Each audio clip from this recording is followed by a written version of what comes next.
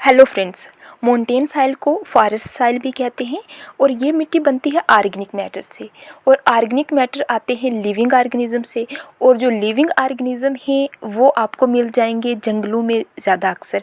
इसलिए जो ये मिट्टी है ये आपको फॉरेस्ट एरिया में ही ज़्यादा मिलेगी। जो हिल स्लोप्स हैं जहाँ पे फॉरेस्ट डेवलप हुआ है वहीं उसी एरिया पे इसकी ज़्यादा कंसनट्रेशन होगी। तो क्योंकि वहाँ पे ऑर्गेनिक मैटर ईजिली अवेलेबल है, तो जो बेसिक राख है उसके साथ कुछ बैक्टीरियल एक्टिविटीज़ होती हैं, तो इस मिट्टी की फॉर्मेशन होती है। अब ये जो मिट्टी होती है ये ज़्यादा डीप नहीं होती, ये शैलो मिट्टी होती है। क्योंकि ये पहाड़ियों के स्लोप पे डेवलप होती है, तो वहाँ पे स्लोप जो है वो ज़्यादा मिट्टी को होल्ड नहीं कर पाते, इसलिए ये ज़्यादा डीप नहीं होती। अब जो फॉरेस्ट साइल है उसके किसी पार्टिकुलर एरिया को भी ले लेंगे तो उसके अंदर भी जो ये मिट्टी है ना, ये बहुत ही आपस में वेरी करेगी। ऐसा क्यों? ऐसा बहुत सारी फैक्टर्स पे डिपेंड करेगा कि वहाँ का वेदर कैसा है, वहाँ का एलिवेशन क्या है।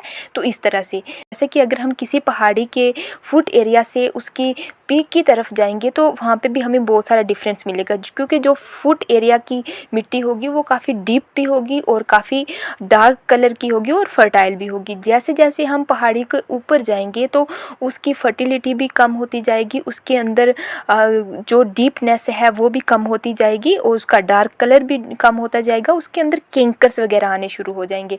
और जब तक हम पहाड़ी की पीक तक पहुँचेंगे तो इनफैक्ट और जो पीक्स होंगी वो बिल्कुल नंगी चट्टानें होंगी, क्योंकि वहाँ पे अब वही वेदर का डिफरेंस हो गया। क्योंकि जो पीक्स होंगे उस एरिया में ज़्यादा रेन होगी और बहुत फास्ट होगी, तो उसमें जो मिनरल्स होंगे वो वाश आउट हो जाएंगे और वो साइल भी वाश आउट हो जाएगी, तो इसलिए वो बिल्कुल नंगी चट्टानें बच जाएंगी। और जो मिडल एरिया होगा वहाँ पे कुछ कैंकर्स वगैरह बच जाएंगे, कुछ बहुत ही ज़्यादा शैलो मिट्टी बच जाएगी, क्योंकि उसमें से जो मिनरल्स हैं वो निकल जाएंगे, तो वो पीछे एसिडिक फार्म में बच जाएगी। और जो फुट हिल एरिया वहाँ पे तो अच्छी थोड़ी फर्टाइल वगैरह मिल जाएगी। अब ये जो मिट्टी है ये क्रॉप फील्ड के लिए ज़्यादा अच्छी नहीं मानी जाती, लेकिन इसके अंदर जो वेजिटेशन है वो बहुत अच्छे ग्रो होते हैं।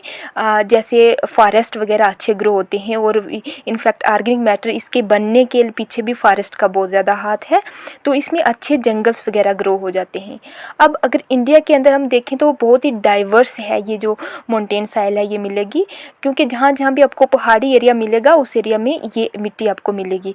अगर हम हिमालय को ले लेंगे तो जितनी भी हिमालयन स्टेट्स हैं वहाँ पे मिलेगी, जैसे JK यूटी है, लद्दाख यूटी है, हिमाचल प्रदेश है, उत्तराखंड है, सिक्किम है, अरुणाचल प्रदेश है।